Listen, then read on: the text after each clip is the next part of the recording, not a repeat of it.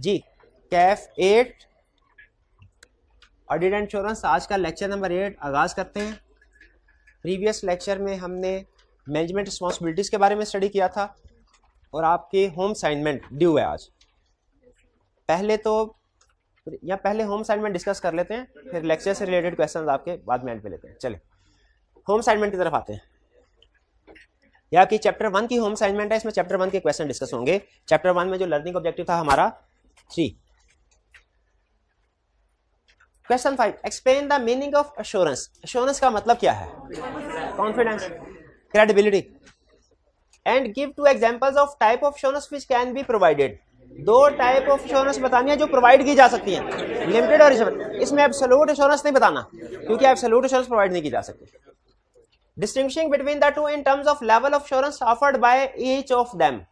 अब आपने फर्क बताना है कि कैसे लेवल ऑफ एश्योरेंस जो है, तो लिमिटेड रीजनेबल एश्योरेंस में लेवल ऑफ एश्योरेंस क्या है?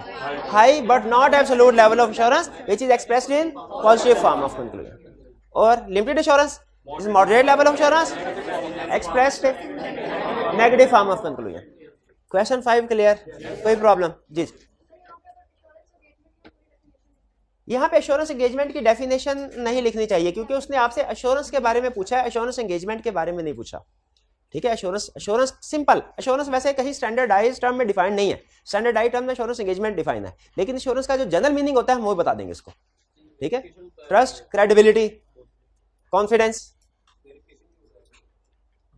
Question 6, what is meant by reasonable assurance. 2 marks के साथ उसने पूछा है। रीजनेबल एश्योरेंस क्या है? 1 मिनट, जिससे पूछूं वो बताए। जी आप बताइए रीजनेबल एश्योरेंस क्या है? जी डिफाइन करें रीजनेबल एश्योरेंस। नहीं आती, आप बताइए reasonable assurance. It is high but not absolute level of assurance which is expressed in positive form of conclusion. That is in our opinion financial statements give true and fair view. ठीक है, और example क्या है इसकी? Audit of financial statement. शाबाश। B, why an auditor can not provide an absolute assurance as a result of audit. Explain. क्यों? Inherent limitation. क्या सिर्फ इनहेरेंट लिमिटेशंस ऑफ ऑडिट के अल्फाज लिख देने हैं कि वन बाय वन उनको लिखना, लिस्ट भी देनी है? अच्छा बताइए लिस्ट में कितनी एग्जांपल्स लिखनी चाहिए?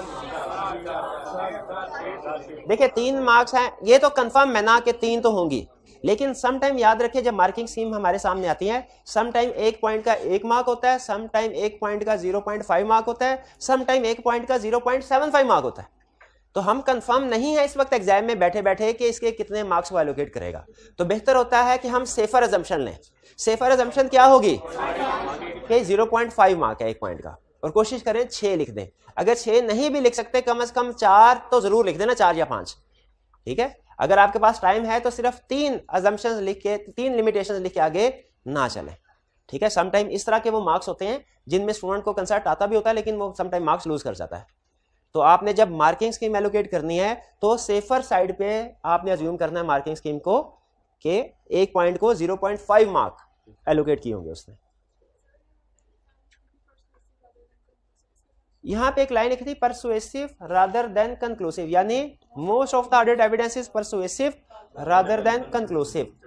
जो एब्सोल्यूट एश्योरेंस होती है इसमें कंक्लूसिव एविडेंस रिक्वायर्ड होता है, और जो रीजनेबल एश्योरेंस होती है इसमें परसुएसिव एविडेंस रिक्वायर्ड। परसुएसिव का मतलब है वो एविडेंस जिसको देख के ज्यादातर लोगों की तसल्ली हो जाए, ज्यादातर लोगों की। और कंक्लूसिव एविडेंस वो होता है जिसको देख के हर बंदे की तसल्ली हो जाए। जैसे एक छोटी सी एग्जांपल आपके साथ शेयर करता हूं। इन भाईजान के पास मोटरसाइकिल है, मैं इनसे पूछता हूं आपके पास क्या एविडेंस है कि ये आपकी मोटरसाइकिल है? ये उसकी रजिस्ट्रेशन बुक मेरे सामने रखते हैं जिसमें इसका नाम लिखा हुआ है। बताइए रजिस्ट्रेशन बुक में अगर इनका नाम लिखा हुआ है तो क्या इस बुक को देख के ज्यादातर लोग इस नतीजे पे पहुंच जाएंगे कि ये बाइक इनकी है? यह है परसुएसिव एविडेंस जिसको देख के ज्यादातर लोगों का इत्मीनान हो जाए। लेकिन याद रखे चांस ऑफ फ्रॉड तो भी है, हो सकता है रजिस्ट्रेशन बुक उन्होंने जाली बनवाई हो। यहाँ पे शनाख्ती कार्ड पाकिस्तान में जाली बन सकते हैं, ये तो फिर रजिस्ट्रेशन बुक है। तो असल रिकॉर्ड जो मोटर व्हीकल रजिस्ट्रेशन अथॉरिटी के पास है, वहां पे अगर जाके देखा जाए कि किसके नाम पे रजिस्टर्ड है इस नंबर की बाइक, तो वो कंक्लूसिव एविडेंस है। क्योंकि अब उसके बाद पूरे पाकिस्तान में कोई भी बंदा इस चीज से इनकार नहीं कर सकता कि ये बाइक इस बंदे की है जिसके नाम पे रिकॉर्ड है। तो वो जो रेगुलेटरी अथॉरिटीज के पास रिकॉर्ड है वहां पे जाके वेरिफिकेशन करके कंफर्म करना, यह है कंक्लूसिव एविडेंस। याद रखें कंक्लूसिव एविडेंस कोर्ट केसेस में रिक्वायर्ड होता है, ऑडिट में कंक्लूसिव एविडेंस रिक्वायर्ड, बल्कि कौन सा एविडेंस? परसुएसिव। ठीक है, परसुएसिव होता है। तो इसका मतलब यह है कि अगर डॉक्यूमेंट्स जाली बना के हमारे सामने रख दी गई हैं, हेर फेर किया गया, हमने डॉक्यूमेंट्स को देखा जरूर है, ठीक है, और रीजनेबल हद तक देखा है, लेकिन स्टिल बाद में पता चलता है कि वो, तो इसका मतलब है ये ऑडिटर की रिस्पॉन्सिबिलिटी नहीं है, क्योंकि most of the audit evidence persuasive होता है, कंक्लूसिव नहीं होता। हमें ऑडिट में सिखाया ये जाता है कि ऑडिट एंगेजमेंट में आपने कंक्लूसिव एविडेंस की तरफ नहीं जाना, वो एक दूसरी एंगेजमेंट बन जाते हैं। क्लियर हो गई चीज, ठीक है। तो लिमिटेशन में एक पॉइंट ये भी था, most of the audit evidence लिखा हुआ था ये पॉइंट पे। चलिए ठीक है, आगे चले जी, क्लियर हो गया ये। Next question 7, in response to an audit engagement letter send to roof limited RL, mister Aziz Aslam, the new chief executive of RL has requested your firm to provide absolute assurance in the audit report. Engagement letter के response में वो कह रहा है, engagement letter में आपने लिखा होगा कि हम रीजनेबल एश्योरेंस प्रोवाइड करने जा रहे हैं, उसने कहा नहीं भाई रीजनेबल एश्योरेंस नहीं, आप एब्सोल्यूट एश्योरेंस प्रोवाइड करो। देखो, ड्राफ्ट एंड एप्रोप्रिएट रिप्लाई, एक एप्रोप्रिएट रिप्लाई ड्राफ्ट करें mentioning any 4 reasons why the above request can not be complied with. Limitation, अच्छा अब उसने खुद से कह दिया एनी 4, कि हमें क्या 4 लिखनी चाहिए या to be on safe side एक आधी एक्स्ट्रा भी लिख सकते हैं, एक आधी एक्स्ट्रा भी लिख सकते हैं, ठीक। अच्छा बताइए क्या इसका लेटर फॉर्म में होना जरूरी है? ठीक है, इसका लेटर फॉर्म में लिखा होना जरूरी। जो वर्ड ड्राफ्ट है ना, इससे कुछ स्टूडेंट इस नतीजे पे पहुंचते हैं कि शायद हमने कोई लेटर ड्राफ्ट करना है, शायद हमने कोई मेमो ड्राफ्ट करना है। याद रखिए ऑडिट के पेपर में कभी भी लेटर या मेमो, ईमेल ड्राफ्टिंग नहीं टेस्ट करता, इसमें इसके मार्क्स नहीं होते, इसमें जो मार्क्स होंगे आपके ऑडिट नॉलेज के मार्क्स होंगे, तो इसमें कोई आपको फॉर्मेट वगैरह ऑप्ट करने की जरूरत नहीं है, ठीक है। हाँ, आगे चल के हम 1-2 चीज़ों के फॉर्मेट देखेंगे, जैसे मैनेजमेंट लेटर का फॉर्मेट क्या होता है वो, क्योंकि मैनेजमेंट लेटर है ही स्पेसिफिकली हमारे ऑडिट प्रोडक्ट, लेकिन जवाब देते हुए कोई प्रॉपर जो ईमेल या लेटर फॉर्मेट होता है उसको फॉलो करने की जरूरत नहीं। किसको? अजीज असलम को। हाँ जी, शेयर होल्डर्स अपॉइंट करेंगे, बिल्कुल। लेकिन चीफ एग्जीक्यूटिव एंगेजमेंट लेटर के बाद कह रहे हैं response to audit engagement letter send to roof, यानी इसको रूफ लिमिटेड को, ये ऑडिटर को एंगेजमेंट लेटर सेंड कर दिया गया है। ऑडिटर ने एंगेजमेंट लेटर क्लाइंट को सेंड कर दिया, एंगेजमेंट लेटर साइन हो गया होगा, उसके जवाब में वो ये कह रहा है, ठीक है। लेकिन याद रखिए प्रैक्टिकली बाज़ औक़ात ऐसा होता है कि अपॉइंटमेंट शेयर होल्डर ही करते हैं, लेकिन वो बाद में कहता है अच्छा यार डिटेल की जो टर्म्स एंड कंडीशन है ना वो अब हमारे चीफ एग्जीक्यूटिव के साथ हो, हमारे किसी डायरेक्टर के साथ एग्री कर लीजिएगा, क्योंकि वो रूटीन नेचर का काम होता है। फीस वगैरह की निगोशिएशन वो हमारे डायरेक्टर चीफ एग्जीक्यूटिव के साथ कर लीजिएगा तय, ठीक है। तो बाज़ औक़ात ऐसा होता है कि कुछ मामलात में शेयर होल्डर्स अपनी पावर डेलीगेट कर देते हैं, लेकिन स्टिल अगर फर्ज कीजिए इसके ऊपर आपको समझ नहीं भी आई, क्या रिक्वायरमेंट क्लियर हो गई कि रिक्वायरमेंट में क्या पूछ रहा है, तो असल मार्क्स और रिक्वायरमेंट के होंगे, ठीक। आगे चले जी। Next, distinguish between absolute and reasonable assurance. Absolute assurance और रीजनेबल एश्योरेंस में डिफरेंशिएट करें। अच्छा अब अगेन रीजनेबल एश्योरेंस की डेफिनेशन हमने पढ़ी हुई है, एब्सोल्यूट एश्योरेंस की प्रॉपर डेफिनेशन हमने नहीं पढ़ी, तो आप इसको कंसेप्चुअली एक्सप्लेन कर सकते हैं। इसका मतलब क्या है? गारंटी प्रोवाइड करना, 100% एश्योरेंस प्रोवाइड करना, सर्टिफाई करना कि फाइनेंशियल स्टेटमेंट में किसी भी किस्म की कोई भी स्टेटमेंट नहीं है, ना बड़ी ना छोटी, ना 1 लाख की ना 1 रुपए की।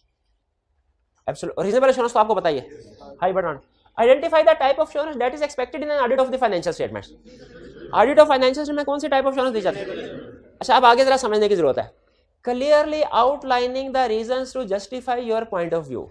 कौन, पहले तो बताइए कौन सा पॉइंट ऑफ व्यू जस्टिफाई करवा रहे हैं कि ऑडिट में कौन सी टाइप है? रीजनेबल। पहले उसने कहा एब्सोल्यूट और रीजनेबल एश्योरेंस में फर्क बताओ, फिर कहा बताओ ऑडिट में कौन सी है, हमने कहा रीजनेबल, उसने कहा रीजंस बताओ अपना पॉइंट ऑफ व्यू जस्टिफाई करवाने के। रीजंस क्या? इनहेरेंट लिमिटेशंस ऑफ ऑडिट ही वो रीजंस हैं जिनकी वजह से हम एब्सोल्यूट एश्योरेंस नहीं बल्कि रीजनेबल एश्योरेंस प्रोवाइड करते हैं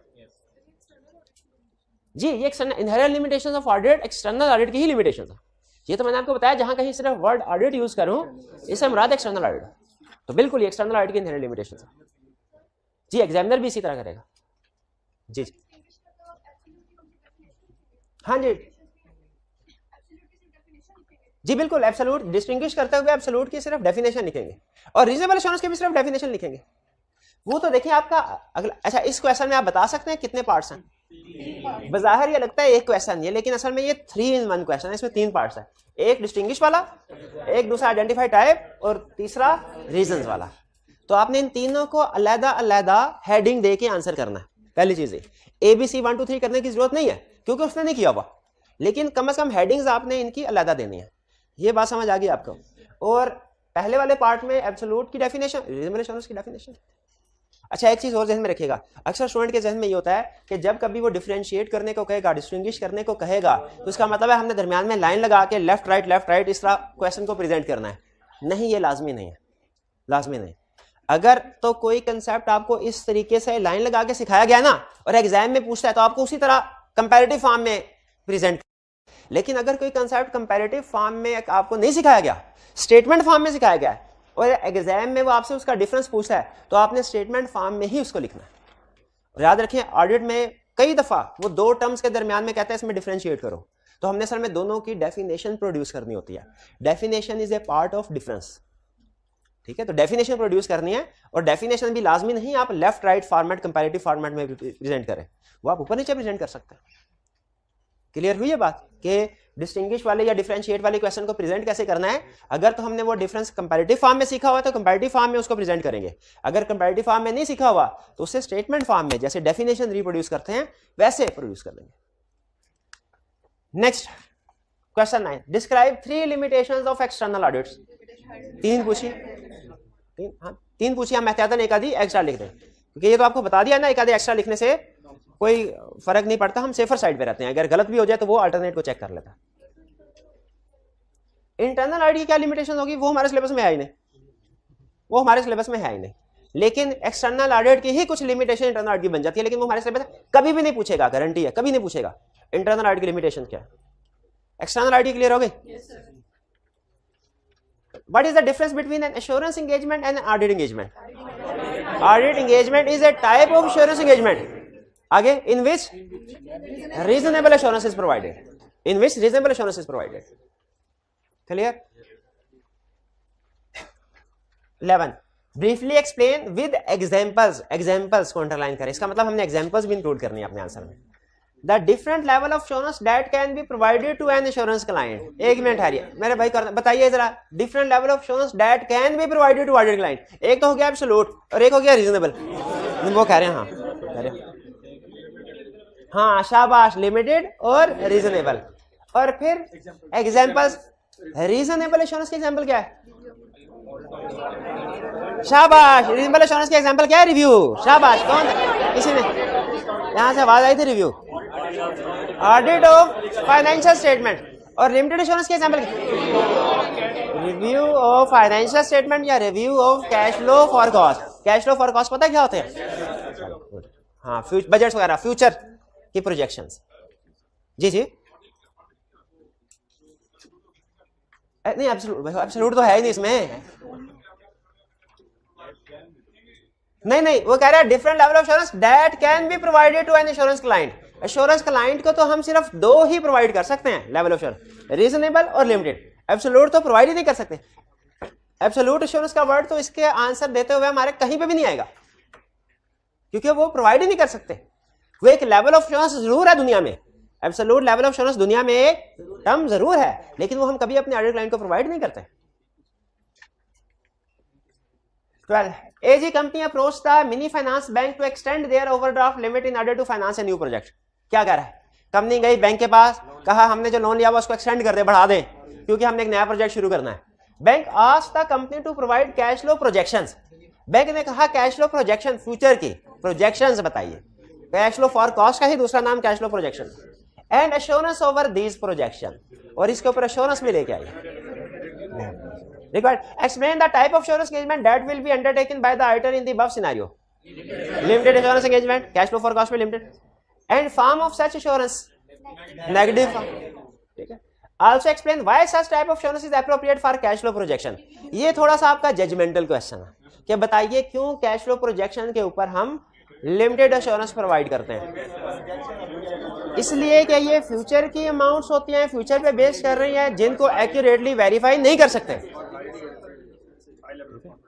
ठीक है, हाँ, हाई लेवल ऑफ कॉन्फिडेंस के साथ इनको हम वेरीफाई नहीं कर सकते। पास की ट्रांजैक्शन को हाई लेवल के साथ आप अगर कहें मैंने सर इससे पहले सीए में आने से पहले एफएससी की हुई है, ये हम हाई लेवल ऑफ कॉन्फिडेंस के साथ वेरीफाई कर सकते हैं। और अगर आप कहें सर अगले 4 सालों में मैं सीए कर लूंगा, चार्टर्ड अकाउंटेंट बन जाऊंगा, ये हम हाई लेवल ऑफ कॉन्फिडेंस के साथ वेरीफाई नहीं कर सकते। लिमिटेड के साथ भी नहीं हो सकती बहरहाल हाई के साथ तो नहीं हो सकती, लेकिन कैश फ्लो प्रोजेक्शन हो सकती हैं। अच्छा, इनका छोटा सा तरीकाकार मैं आपको बता दूं कैसे होता है। वो देखते हैं ट्रेंड क्या है। अगर पिछले सालों में सेल्स हर साल 10% बढ़ रही है और फ्यूचर ईयर में भी 10% के साथ ही बढ़ा रहे हैं, तो फिर इसका मतलब है हमने इसको वेरीफाई कर लिया। लेकिन हाई एश्योरेंस के साथ नहीं किया, क्योंकि फ्यूचर में हमेशा अनसर्टेनिटी होती है। भाई हो सकता है कोरोना आ जाए, हो सकता है कोई और कंपेटिटर नया आ जाए जिसकी वजह से रिजल्ट डिस्टर्ब हो जाए। तो हम फ्यूचर से रिलेटेड पास्ट के ट्रेंड को सामने रखते हुए फ्यूचर के बारे में कुछ ना कुछ एश्योरेंस तो ऑब्टेन कर सकते हैं, लेकिन वो हाई लेवल ऑफ कॉन्फिडेंस नहीं होगा, क्योंकि फ्यूचर हमेशा अनसर्टन होता है। क्लियर हो गया ये question? Give any two examples about the uncertainty relating to financial statements being audited by you. आप किसी कंपनी की फाइनेंशियल स्टेटमेंट्स का ऑडिट कर रहे हैं, क्या उसमें कुछ एरियाज ऐसे होंगे जिनमें अनसर्टेनिटी होगी? वो कौन कौन से एरिया हो सकते हैं? Provision for bad debt. अब एक मिनट ठहरे, 4 स्टूडेंट से पूछूंगा, एक एक एग्जांपल डिफरेंट देनी है हर स्टूडेंट में। पहले आप बताइए। प्रोविजन फॉर वारंटी, शाबाश। आप प्रोविजन फॉर लिटिगेशन, शाबाश। प्रोविजन फॉर बैड डेट, शाबाश। और गोइंग कंसर्न, हाँ गोइंग कंसर्न भी एक अच्छी एग्जांपल है, ठीक है। गोइंग कंसर्न नहीं, गोइंग कंसर्न बिल्कुल अच्छी एग्जांपल नहीं है।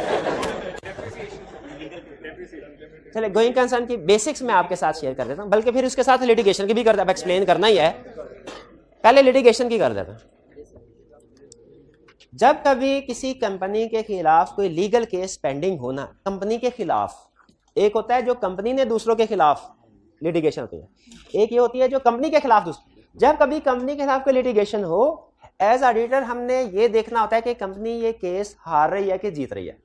अगर ये केस हार रही हो तो हमने इसकी प्रोविजन रिकॉर्ड करवानी होती है, और अगर कंपनी लीगल केस जीत रही हो, इसको फाइनेंशियल स्टेटमेंट्स में डिस्क्लोज करवाना होता है। ये आपने अकाउंटिंग में पढ़ा हुआ है, चले नहीं भी पढ़ा हुआ तो पता चल गया।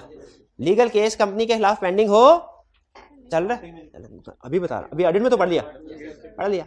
अगर कंपनी के खिलाफ लीगल केस पेंडिंग हो, हमने इवैल्यूएट करना होता है कि कंपनी ये केस हारेगी कि जीतेगी। अगर कंपनी ये केस हारेगी तो जो भी अमाउंट वगैरह पे करनी पड़ेगी उसकी प्रोविजन रिकॉर्ड करवानी है, और अगर कंपनी ये केस जीतेगी तो प्रोविजन तो रिकॉर्ड नहीं करवानी, उसको डिस्क्लोज करवाना नोट्स के कंपनी के खिलाफ ये केस चल रहा। ये बात समझ आ गई। इसमें एज ऑडिटर सबसे अहम कंसेप्ट पता क्या है? ऑडिटर को ये कैसे पता चलेगा कंपनी केस हारेगी कि जीतेगी? वो लॉयर से पूछते हैं, वकील बताता है। तो याद रखें, जब कभी कंपनी के खिलाफ कोई भी लीगल केस पेंडिंग है, हम वकील को, कंपनी का जो वकील, उसको एक लेटर लिखते हैं, उससे कहते हैं बताओ इस केस में आपकी क्या असेसमेंट है, आउटकम क्या होगा, विन का होगा कि लूज का होगा। लूज का होगा तो प्रीवियन रिकॉर्ड करवाते हैं, विन का होगा तो डिस्क्लोज करते हैं। लीगल केस की कहानी समझ आ गई? मुश्किल तो नहीं थी है। आगे चलते हैं गोइंग कंसर्न की। गोइंग कंसर्न का मतलब है कि कंपनी अगले 12 महीनों तक चले। अगर तो चांसेस हैं कि कंपनी अगले 12 महीनों तक चलेगी या उससे ज्यादा चलेगी, तो हम कहते हैं ये कंपनी गोइंग कंसर्न है। और अगर नजर आ रहा हो कुछ हालात और वाकयात की वजह से कि कंपनी अगले 12 महीने नहीं चलेगी, ठप हो जाएगी, वो हालात वाकयात कुछ भी हो सकता है, मैं उस तरफ नहीं जा रहा। हो सकता है कंपनी की मेजर प्रोडक्ट फेल हो जाए, हो सकता है कंपनी के कोई की स्पॉन्सर जो है वो कंपनी को छोड़ जाए, अहम डायरेक्टर्स जो हैं वो रिजाइन कर दें, कुछ और भी इश्यूज हो सकते हैं। अगर कभी इस तरह हो कि नजर आ रहा हो कंपनी अगले 12 महीनों के अंदर अंदर ठप हो जाएगी, तो हम कहते हैं ये कंपनी गोइंग कंसर्न नहीं है। नहीं। अब अगर कंपनी गोइंग कंसर्न हो तो हम फाइनेंशियल स्टेटमेंट्स में करंट और नॉन करंट की क्लासिफिकेशन करते हैं, लेकिन अगर कंपनी गोइंग कंसर्न नहीं है तो फिर ये क्लासिफिकेशन नहीं, सारे के सारे करंट आ जाते हैं और मार्केट वैल्यू पे आ जाते हैं। करंट एसेट तो आपको पता है हमेशा वो मार्केट वैल्यू पे, लोअर ऑफ कॉस्ट एनआरवी का रूल होता है। असल में आपको ये रूल सिखाया जाता है इन्वेंट्री में, हालांकि ये हर करंट एसेट में रूल लगता है कि आपने लोअर ऑफ कॉस्ट और मार्केट वैल्यू पे। अगर गोइंग कंसर्न नहीं है कंपनी तो फाइनेंशियल स्टेटमेंट में सारे के सारे एसेट्स और लायबिलिटी करंट हो जाएंगे।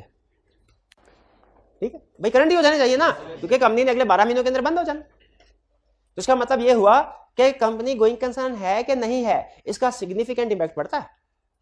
और अब जाहिर है ये अंदाजा लगाना जजमेंट का काम है, अनसर्टेनिटी है। हो सकता है कंपनी गोइंग कंसर्न हो 12 महीने, हो सकता है ना हो, अंदाजे लगाते हैं ना हम। तो ये भी एक अनसर्टेनिटी की बड़ी एग्जांपल है। क्लियर? चलिए डेप्रिसिएशन, शाबाश, डेप्रिसिएशन भी बिल्कुल अच्छी एग्जांपल है। गुडविल, वो भी एक अच्छी एग्जांपल, अनसर्टेनिटी की अच्छी एग्जांपल है। ठीक, नहीं, वॉल्यूम 2 के भी क्वेश्चन दिए थे। चलिए ऐसा करते हैं, वॉल्यूम 2 के अब कल कर लेते हैं, क्योंकि मैं चाह रहा हूँ साथ साथ हम अपना लेक्चर भी कंटिन्यू करें, ताकि आप कुछ ना कुछ नए कंसेप्ट भी सीख के जाए। नहीं, चैप्टर 2 की अभी असाइनमेंट मैंने आपको कोई नहीं दी, अभी चैप्टर 1 की कंप्लीट हो जाए, फिर उसके बाद चैप्टर 2 की। लेकिन देखें, आपको इतना तो पता है कि असाइनमेंट तो आपको मिलनी है, इसीलिए बेहतर है कि हर जो लर्निंग ऑब्जेक्टिव आप पढ़ रहे हैं ना, उसके साथ साथ लिखते जाए, ताकि एंड पे 1-2 दिन में आपको ज्यादा ओवरबर्डन फील ना करे। साथ साथ लिखते जाए, असाइनमेंट आपको मिलनी है, ये ध्यान में रखें, ये डाउट नहीं आपके ध्यान में आना चाहिए कि शायद सर असाइनमेंट नहीं देंगे। तो बेहतर यही है कि साथ साथ आप उसको लिखते रहें। हाँ, आपको एक रियायत दे देता हूँ, एक रियायत, लेकिन आपने इसका मिस यूज नहीं करना, बल्कि रहने दें। अगर फर्ज कीजिए कि आज के दिन आपको 6 क्वेश्चंस हैं असाइनमेंट में जो आपने करना है और में लिखने हैं, और फर्ज कीजिए आज के दिन अकाउंटिंग के टीचर ने भी आपको ज्यादा असाइनमेंट दे दी, ठीक है, ज्यादा असाइनमेंट। अब आप सोच रहे हैं कि अब दोनों असाइनमेंट जो है कंप्लीट करना पॉसिबल नहीं है, तो फिर ऑडिट छोड़ देंगे, नहीं पूरा कंसेप्ट पूरा सुन लें, ऑडिट छोड़ दें। 6 क्वेश्चंस है ना, आपने 3 क्वेश्चंस तो कंप्लीट रिटर्न फॉर्म में करने हैं, जो दूसरे अगले 3 क्वेश्चन है उन्हें बुलेट फॉर्म में कर लें। बुलेट फॉर्म का मतलब यह है कि टू द पॉइंट बात लिखें, कंप्लीट सेंटेंस फॉर्म में ना लिखें। जिस तरह याद करते हैं ना, सम टाइम हम टू द पॉइंट बात याद कर लेते हैं, बाकी हम खुद से बना लेते हैं पूरा सेंटेंस, जैसे माइंड मैप में लिखा होता है उस तरीके, ताकि कम से कम आपको और मुझे इतना पता चल जाए कि आप इस क्वेश्चन को पढ़ के सही कंसेप्ट की तरफ चले गए हैं और आपके समझ में पॉइंट ठीक आए हैं। बाकी प्रेजेंट करने में चूंकि टाइम कम होगा आपके पास, तो वो कुछ क्वेश्चंस में आप स्किप कर सकते हैं, लेकिन याद रखें इसको आपने डेली रूटीन नहीं बनाना, और ये हर क्वेश्चन में नहीं चलेगा। अगर आपने हर क्वेश्चन को इसी तरीके से अटेम्प्ट किया तो मैं उसे क्रॉस कर दूंगा। ये सिर्फ उस दिन के लिए है जिस दिन आपकी काउंटिंग की असाइनमेंट ज्यादा हो और आपके ऑडिट की असाइनमेंट भी दी गई है और वो भी ज्यादा है, सिर्फ उस दिन के लिए। हाँ, ये सिर्फ ये इसी सब्जेक्ट, एक ही सब्जेक्ट नहीं, काउंटिंग वाले टीचर बताएंगे हाफ करना कि फुल करना। मैं अपनी तरफ से जितनी कंसेशन आपको दे सकता था मैंने आपको ऑफर कर दिया। चले बस, कोई क्वेश्चन तुझे?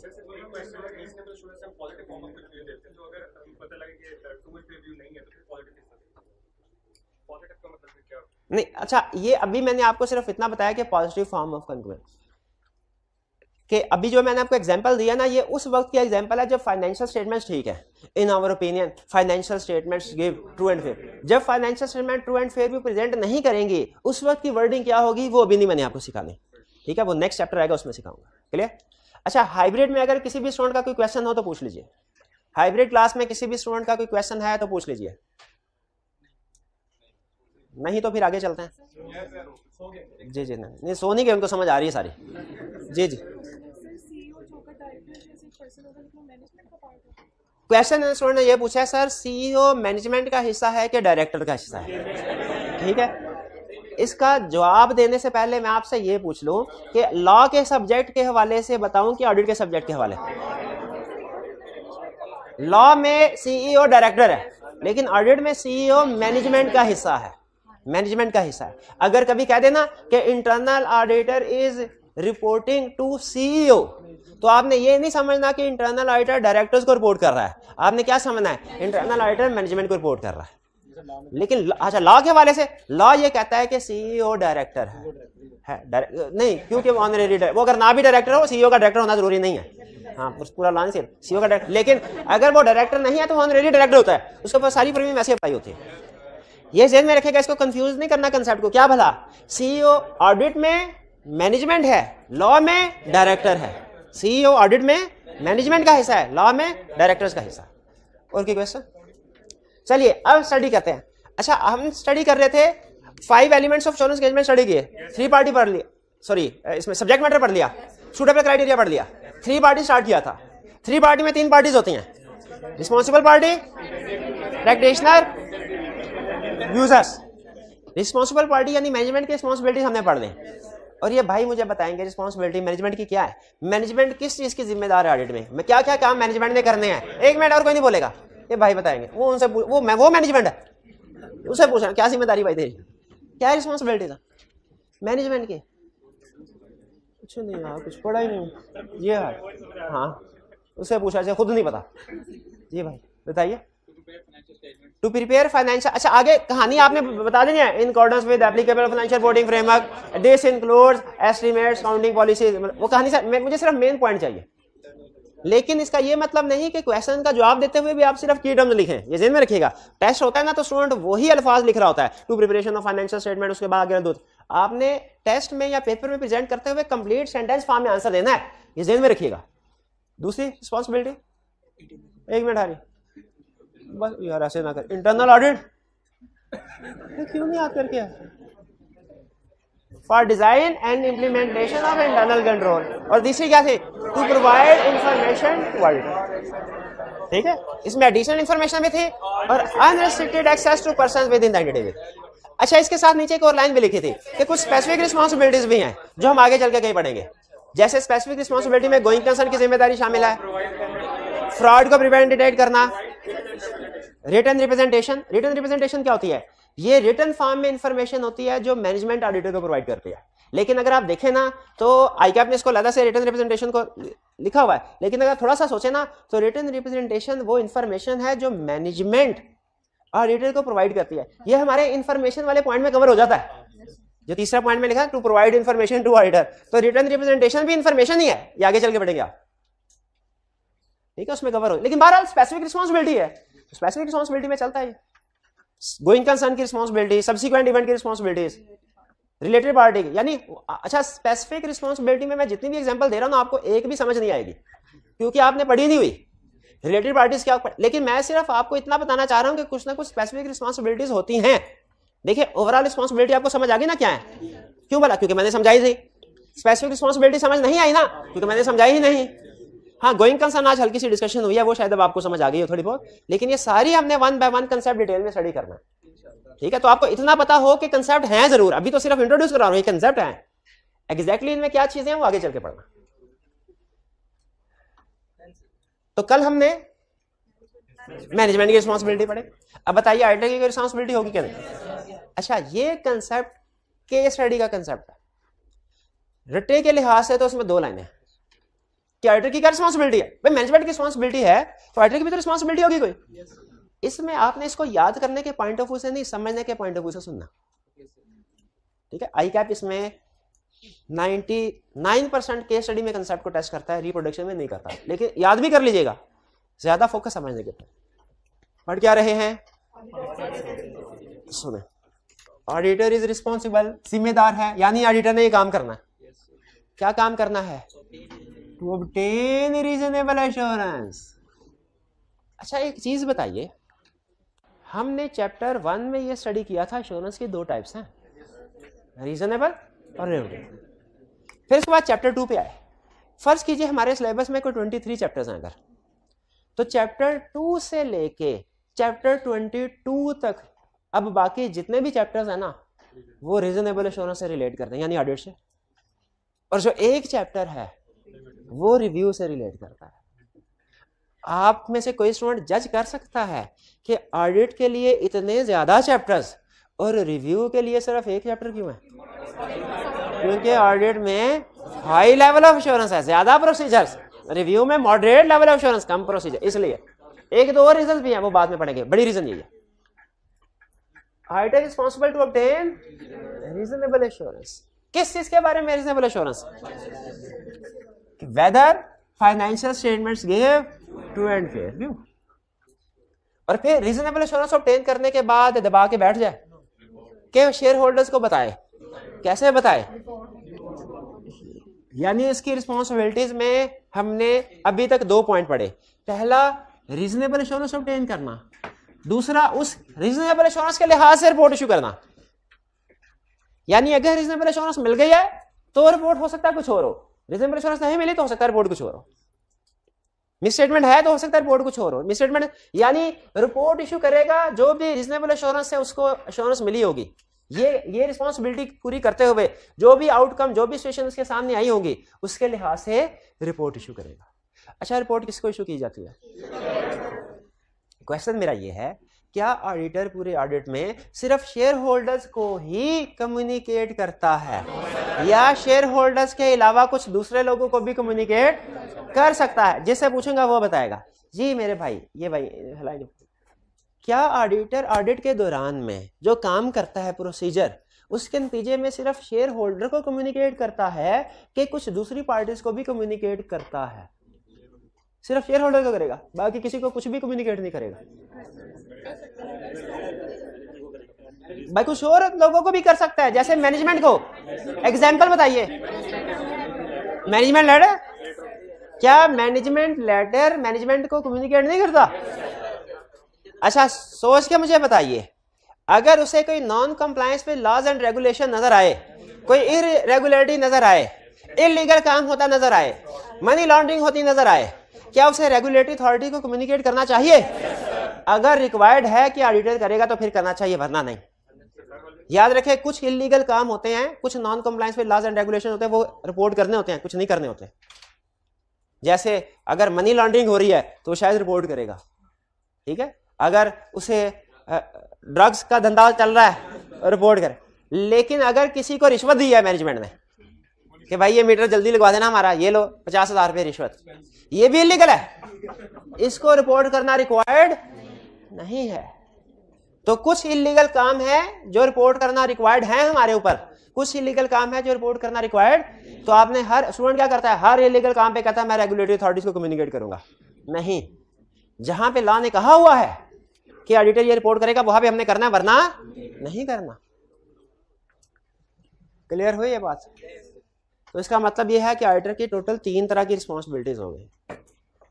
एक रीजनेबल एश्योरेंस ऑब्टेन करना कि फाइनेंशियल में ठीक है, फिर उस रीजनेबल एश्योरेंस की रिपोर्ट बना के शेयर होल्डर को इशू करनी है। और अगर इसी रीजनेबल एश्योरेंस को ऑब्टेन करते हुए उसे कोई इलीगल काम वगैरह नजर आए या कोई और मसले मसाइल नजर आए तो वो कुछ अदर्स को भी कम्युनिकेट कर सकता है।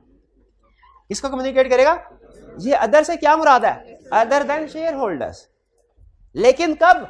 अगर ISS international standards on auditing कहेंगे, उसको रिक्वायर करेंगे कि ये चीज कम्युनिकेट करो, तो फिर वो दूसरे लोगों को कम्युनिकेट करेगा, वरना कम्युनिकेट नहीं करेगा, वरना कम्युनिकेट नहीं करेगा। हमारे प्रोफेशन में एक रूल होता है कॉन्फिडेंशियलिटी का, और ये मेडिकल प्रोफेशन में भी रूल होता है कि डॉक्टर के ऊपर जिम्मेदारी है वो अपने पेशेंट के जो भी मामलात हैं, जो भी इंफॉर्मेशन है, उसको कॉन्फिडेंशियल रखेगा, किसी भी थर्ड पार्टी को डिस्क्लोज नहीं करेगा, चाहे कोई पूछते रहे।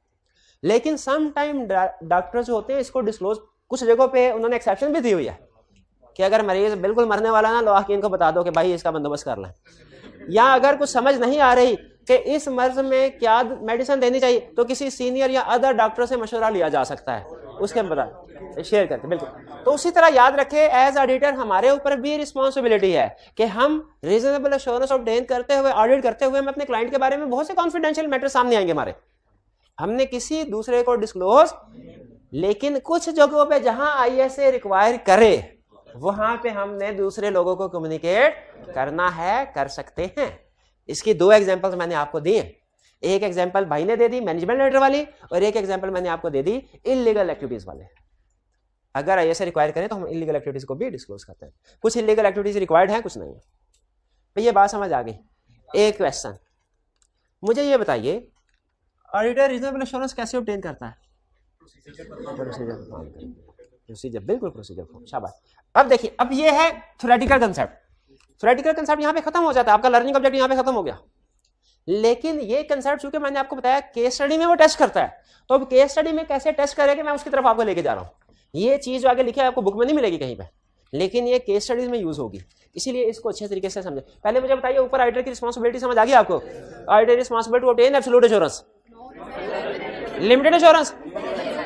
अच्छा, एक रिपोर्ट में उसने लिखा auditor is responsible to obtain maximum assurance, और कहा निकालो गलतियां। स्टूडेंट ने कहा इसमें तो कोई गलती नहीं है, मैक्सिमम एश्योरेंस नहीं, रीजनेबल एश्योरेंस। ऑडिटर की रिस्पॉन्सिबिलिटी रीजनेबल एश्योरेंस की।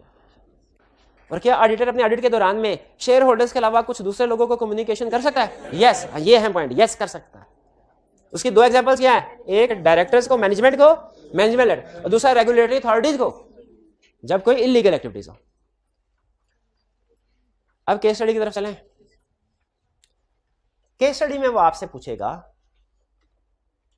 आपने एक ऑडिट रिपोर्ट साइन की कि ये ट्रू एंड फेयर भी प्रेजेंट करते हैं। आपकी ऑडिट रिपोर्ट साइन करने के हफ्ते 10 दिन के बाद पता चला उसमें कोई गड़बड़ है, उसमें कोई गड़बड़ है, कोई मिस स्टेटमेंट थी। बताइए आप रिस्पॉन्सिबल हैं कि नहीं, बताइए आपका कसूर है कि नहीं, कमेंट कीजिए। कितने स्टूडेंट्स का ख्याल है कि ऑडिटर का कसूर है? हाथ उठाइए जरा। कितने स्टूडेंट्स का ख्याल है कि ऑडिटर का कसूर नहीं है? कितने का ख्याल है कि देखा जाएगा उसने रीजनेबल एश्योरेंस ऑब्टेन की कि नहीं की? रीजनेबल एश्योरेंस ऑब्टेन की कि नहीं, ये देखा जाएगा। मरीज डॉक्टर के पास गया, डॉक्टर ने इलाज किया, मरीज मर गया। कितने स्टूडेंट्स का ख्याल है कि डॉक्टर का कसूर है? कितने स्टूडेंट्स का ख्याल है कि डॉक्टर का कसूर नहीं है? कितने स्टूडेंट्स का ख्याल है देखा जाएगा उसने इलाज ठीक किया कि नहीं? असल में तो डॉक्टर की रिस्पॉन्सिबिलिटी इलाज ठीक करने की है ना। अगर उसने सही डायग्नोस किया था, टेस्ट करवाए थे, टेस्ट से जो बीमारी आई उसकी जो भी मेडिकेशन चलती है उसने वही मेडिकेशन दी और फिर भी मरीज मर गया, तो ये तो डॉक्टर की जिम्मेदारी नहीं है ना। इसमें जिंदगी मौत तो अल्लाह ताला के हाथ में, डॉक्टर के हाथ में थोड़ा ही है। उसने तो जो इलाज करना था सो किया, डॉक्टर की जिम्मेदारी नहीं है। लेकिन अगर उसने टेस्ट ही नहीं किया, ठीक है, और टेस्ट किया लेकिन जो बीमारी डायग्नोस हुई उसका इलाज नहीं किया, कोई और मेडिसिन दे दी, हैवी डोज की मेडिसिन दे दी, वो था 60 ईयर्स तक के ये डोज देनी चाहिए, उसने वो 30 ईयर्स वाली डोज दे दी, अब डॉक्टर, अब मरीज की डेथ अब रिस्पॉन्सिबल है।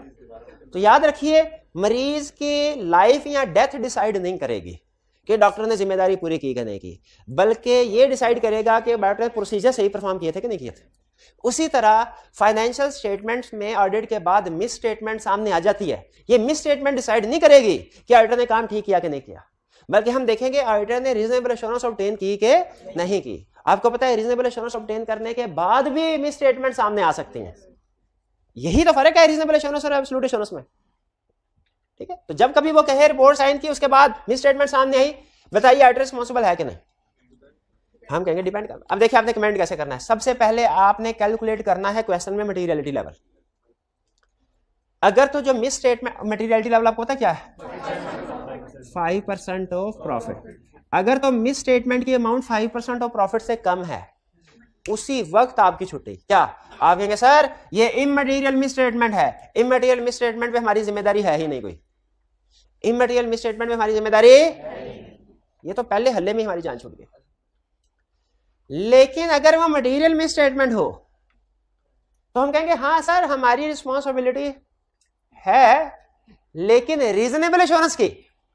मटेरियल मिस स्टेटमेंट में भी हमारी रिस्पॉन्सिबिलिटी किसकी है? अगर हमने रीजनेबल एश्योरेंस ऑब्टेन की है तो हम जिम्मेदार नहीं है, चाहे मटेरियल मिस स्टेटमेंट क्यों ना सामने आ जाए। और अगर रीजनेबल एश्योरेंस ऑब्टेन नहीं की तो फिर हम जिम्मेदार हैं। भाई ये बात समझ आई नहीं आई? रिपोर्ट साइन की आपने, उसके बाद पता चला कि मिस स्टेटमेंट निकल आई, ऑडिट के बाद भी, ऑडिट कर लिया उसके बाद भी मिस स्टेटमेंट सामने आ गई है, शेयर होल्डर कह रहे हैं ऑडिटर को आपने सही काम नहीं किया, अब आपने अपने आप को जस्टिफाई करवाना है। सबसे पहली चीज आप क्या कहेंगे? 5% ऑफ प्रॉफिट के साथ देखेंगे इमटेरियल है कि मटेरियल। अगर तो इमटेरियल है, कहानी वहीं खत्म। आप कहेंगे सर ये इमटेरियल है, इमटेरियल के मिस स्टेटमेंट के लिए हम जिम्मेदार नहीं है। लेकिन अगर वो मटेरियलिटी लेवल से ज्यादा है, 5% ऑफ प्रॉफिट से ज्यादा है, फिर आप क्या कहेंगे? फिर कहेंगे सर हमारी रिस्पॉन्सिबिलिटी रीजनेबल एश्योरेंस की है, अगर हमने रीजनेबल एश्योरेंस ऑब्टेन कर ली तो हमारी जिम्मेदारी कोई नहीं, और अगर हमने रीजनेबल एश्योरेंस ऑब्टेन नहीं की तो हम जिम्मेदार हैं, हमें फांसी पे लटका दो। फिर अगर रीजनेबल एश्योरेंस ऑब्टेन की है हमने, हमें घर जाने दो, अगर रीजनेबल एश्योरेंस ऑब्टेन नहीं की फांसी पे लटका दो। अब ये कैसे पता चलेगा रीजनेबल एश्योरेंस ऑब्टेन की है कि नहीं? अच्छा आप बताइए, अगर खुदा ना खास्ता वैसे आपका कभी वास्ता पड़ा हो या कभी पढ़े, अल्लाह ना करे ऐसा, लेकिन अगर कभी आपने देखा, खबरों में देखा होगा कि कोई किसी मरीज की डेथ होती है ना, तो उसके लोहा के गुस्से में आके अस्पताल शीशे तोड़ देते हैं, डॉक्टर लड़ाई झगड़ा करते हैं। इस सिचुएशन में कैसे डिसाइड, अगर आप जज हो, इस सिचुएशन में आप कैसे डिसाइड करेंगे डॉक्टर का कसूर है कि नहीं? हाँ आपको अंदाजा होगा, कभी हॉस्पिटल में चक्कर लगा ना, तो हर मरीज जो एडमिट होता है ना उसकी एक रिपोर्ट बनती है, हिस्ट्री, डेली बेसिस के ऊपर हिस्ट्री बनती है, और डेली के उसके एक एक चीज के क्या रिकॉर्ड लिखा, आप वो रिकॉर्ड मंगवाएंगे। अगर तो उसमें सारी मेडिकेशंस लिखी हुई हैं कि ठीक है चल रही हैं और ये बीमारी थी और इसके इलाज में यही चीजें इस्तेमाल होती हैं, तो आप डॉक्टर को बरी कर देंगे। लेकिन अगर उसमें कुछ गड़बड़ है, कुछ जगहों में मेडिसिन कोई और थी देनी, कुछ और थी, नर्स ने कोई और मेडिसिन दे दी, तो फिर फांसी। अच्छा यहाँ पे एक दो चीजें में रखिएगा। पहली चीज, मेडिसिन गलत दी नर्स ने, लेकिन फांसी किसको लगेगी? डॉक्टर, क्योंकि अल्टीमेट रिस्पॉन्सिबिलिटी उसकी थी। तो अगर ऑडिटर एंगेजमेंट पार्टनर है, गलती की जूनियर ने, लेकिन साइन तो उसने रिपोर्ट पे किए हैं, पकड़ा कौन जाएगा? फांसी का। दूसरी अहम चीज सुनिए इस एग्जांपल से, जज जो डॉक्टर का चेक कर रहा है ना, वो उस वक्त तो मौजूद नहीं था जब एक्चुअली पेशेंट को ये चीजें दी जा रही थी। तो ये भी तो हो सकता है कि वो मरीज को दे जहर रहे हों और इधर लिख रहे हमने शरबत दिया। ये हो सकता है कि नहीं?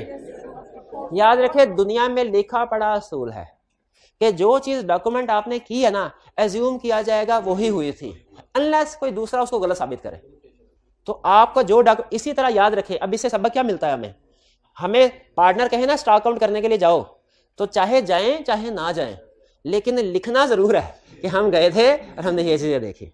वैसे जाना भी चाहिए, ठीक है, लेकिन काम करना अहम है, उसको डॉक्यूमेंट करना उसे और ज्यादा अहम है। फिर बताइए, अगर आपने ऑडिट रिपोर्ट साइन की, उसके बाद मिस स्टेटमेंट सामने आ गई, ऑडिटर रिस्पॉन्सिबल है कि नहीं? देखेंगे, सबसे पहले देखेंगे मिस स्टेटमेंट मटेरियल है, इमटेरियल है, उसी वक्त बरी।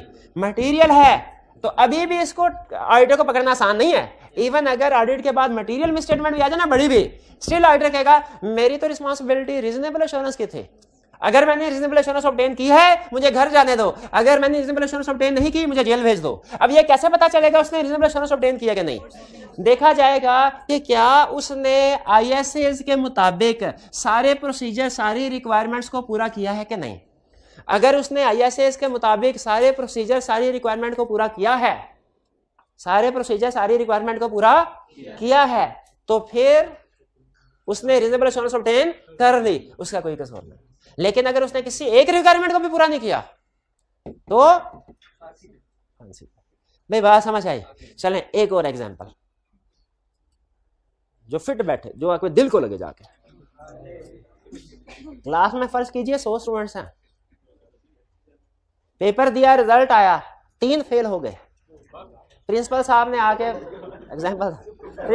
आके मुझसे पूछा, प्रिंसिपल साहब ने आके टीचर से पूछा कि आपके 3 स्टूडेंट क्यों फेल हुए हैं? बता, आपने सही नहीं पढ़ाया। क्या कहा आपने? सही नहीं पढ़ाया। मैं क्या कहूंगा उनसे? मैं सर 100 स्टूडेंट थे, उनमें से 3 फेल हुए। इमटेरियल, ये तो इमटेरियल है भाई। इमटेरियल नहीं है क्या? इस बात पे मुझे जॉब से निकाल देंगे?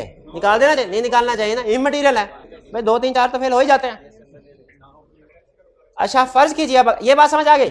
अगर फर्ज कीजिए 3 नहीं 30 फेल हो गए, 30 फेल हो गए। अब प्रिंसिपल साहब, मटेरियल है ना, अब प्रिंसिपल साहब ने कहा आपने सही नहीं पढ़ाया, आप सही नहीं पढ़ाते, इतने ज्यादा मटेरियल स्टूडेंट फेल हो गए हैं। मैं क्या कहूंगा? मैं कहूंगा सर अभी नहीं, अभी कंक्लूजन पे ना पहुंचे, पहले देखें मैंने रीजनेबल एश्योरेंस ऑब्टेन किया कि नहीं, मैंने अपनी जिम्मेदारी पूरी, मेरी जिम्मेदारी थी रीजनेबल एश्योरेंस, मैंने वो पूरी की है कि नहीं। आप ऐसा कीजिए, मेरे सारे लेक्चर्स की रिकॉर्डिंग निकलवाए और आईकैप का सिलेबस सामने रखवाए। अगर तो मैंने जितने भी टॉपिक्स थे सारे के सारे स्टूडेंट्स को पढ़ा दिए हैं तो मेरी रिस्पॉन्सिबिलिटी खत्म, पूरी हो गई।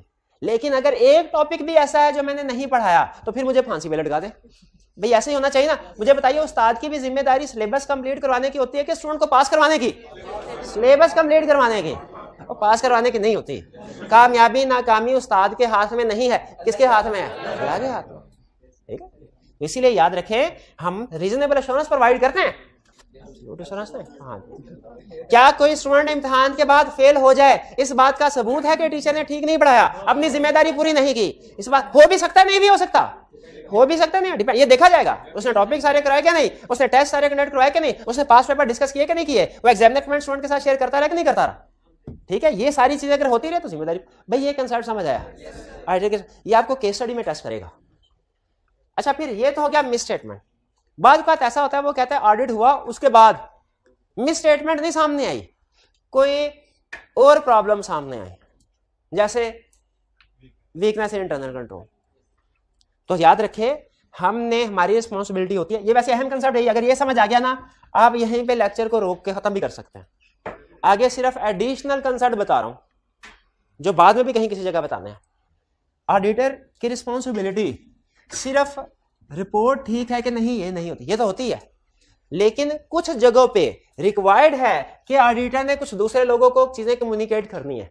इन जगहों पे अगर कोई चीज कम्युनिकेट करना जरूरी था और ऑडिटर ने नहीं किया, तो हालांकि फाइनेंशियल स्टेटमेंट्स ठीक भी हैं, लेकिन फिर भी ऑडिटर को रिस्पॉन्सिबल करार दिया जा सकता है। फिर भी ऑडिटर को रिस्पॉन्सिबल करार, जैसे किसी जगह पे कोई स्मगलिंग हो रही थी, इलीगल एक्टिविटी हो रही थी, मनी लॉन्ड्रिंग हो रही थी, और ऑडिटर ने नहीं बताया, ऑडिटर को पता था नहीं बताया। अब बताइए, फाइनेंशियल स्टेटमेंट बिल्कुल ठीक है, लेकिन ये चूंकि उसने क्रिमिनल एक्टिविटी को छुपाया जो उसे पता चल गई थी, क्या कोर्ट उसे सजा देगी कि नहीं देगी। इसीलिए सम टाइम याद रखे फाइनेंशियल स्टेटमेंट से हट के भी ऑडिटर की रिस्पॉन्सिबिलिटी होती है कि उसने कुछ रेगुलेटरी अथॉरिटीज को चीजें कम्युनिकेट करनी है, और अगर वो कम्युनिकेट नहीं करता तो उसको रिस्पॉन्सिबल करार दिया जा सकता है।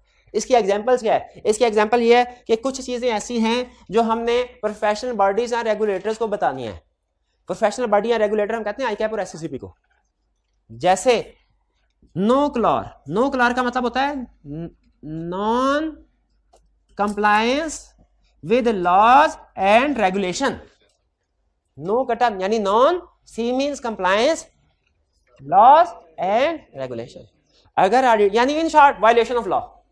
नॉन कंप्लायंस का मतलब वायलेशन होता है ना, कंप्लाई करना मतलब मानना, नॉन कंप्लाई मतलब वायलेट करना। अगर कहीं पे लॉ की वायलेशन हो और रिक्वायर्ड है रेगुलेटरी अथॉरिटीज को बताना, हम नहीं बताएंगे तो चाहे फाइनेंशियल स्टेटमेंट ठीक है, हम जिम्मेदार हैं। अगर ऑडिटर कभी विड्रॉ करता है किसी मसले मसाइल की वजह से, तो उसने आईकैप को बताना होता है कि मैं क्यों विड्रॉ कर रहा हूं। विड्रॉ का मतलब पता क्या होता है? दो टर्म्स है, वैसे ही एग्जाम में क्वेश्चन नहीं आता, आपसे वैसे पूछ रहा हूं देखने के लिए कि आप अलर्ट बैठे कि नहीं। एक होता है डू नॉट एक्सेप्ट, एक होता है विड्रॉ। दोनों में कोई फर्क है? डू नॉट एक्सेप्ट है एक्सेप्टेंस से पहले, विड्रॉ का वर्ड यूज होता है एक्सेप्टेंस के बाद।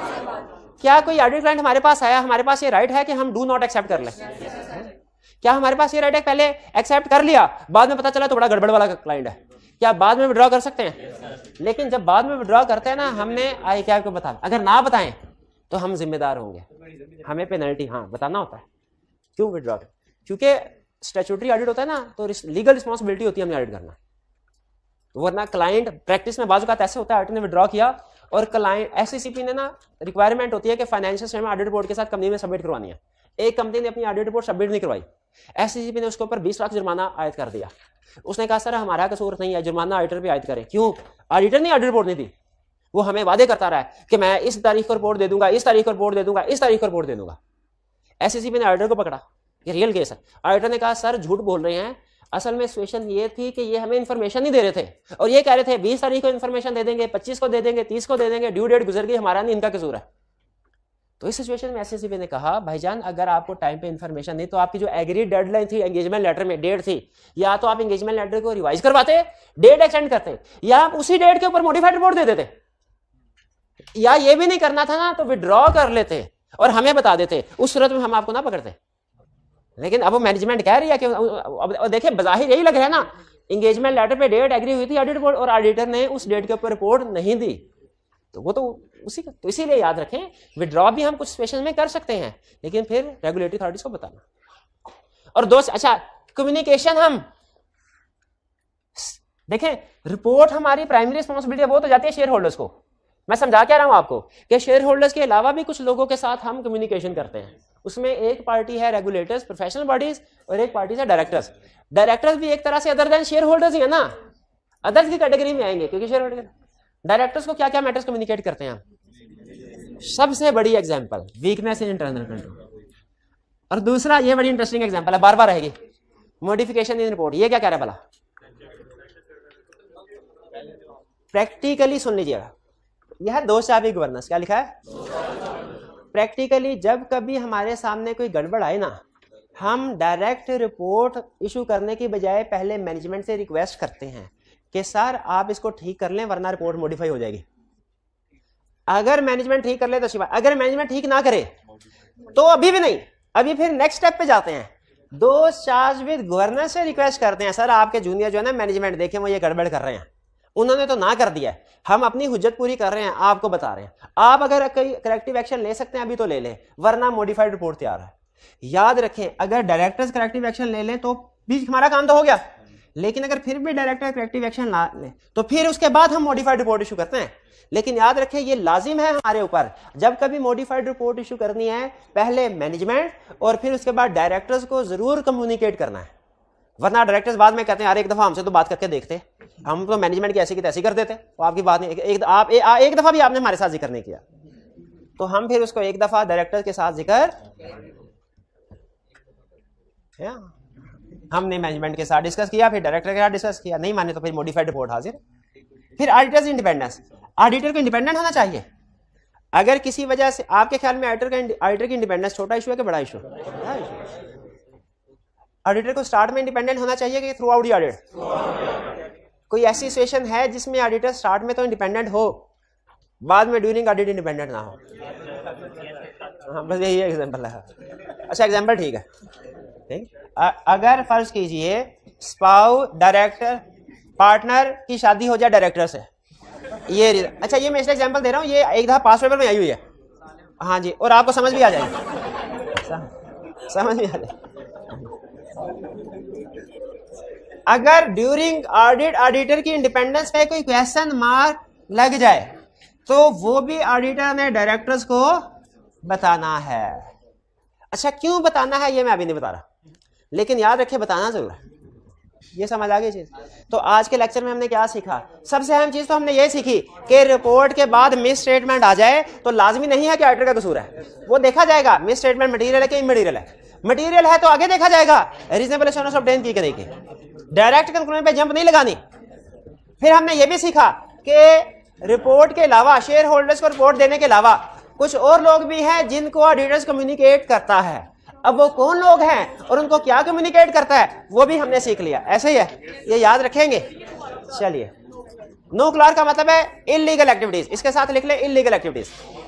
लेकिन ये अगर आप इसका मतलब याद कर लें, non compliance with laws and regulation, तो ये प्रोफेशन में ना आई के आपने बड़े इसके ऊपर सेमिनार भी किए हुए कि इस सिचुएशन में ऑडिटर्स को क्या करना चाहिए। तो ये अक्सर टर्म आप प्रोफेशन में सुनने को मिलेगी, नो क्लार्क। जी, आज का लेक्चर यहाँ पे खत्म करते हैं हम। अल्लाह हाफिज।